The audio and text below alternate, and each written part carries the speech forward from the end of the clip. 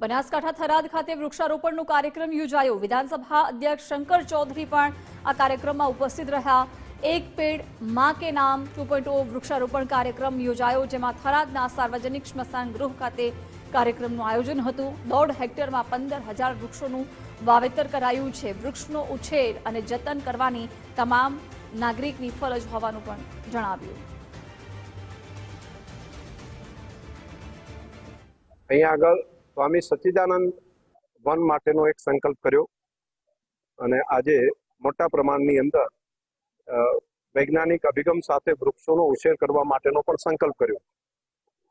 હું તમામ આ કામ સાથે જોડાયેલી ફોરેસ્ટની ટીમ હોય કે અહીંની આપણી ટીમ હોય સેવા સમિતિની, બધાને હૃદયથી ખૂબ ખૂબ અભિનંદન આપું છું। વૃક્ષનું જતન કરવું, વૃક્ષનો ઉછેર કરવો આપણા બધાની જવાબદારી અને શરૂઆતના સમયની અંદર નાના બાળકને જે પ્રમાણે ઉછેરીએ તે પ્રમાણે થોડી કાળજી આપણે લઈ લઈએ તો પછી તો ધરતીને ધાવી અને વૃક્ષ મોટું થતું હોય।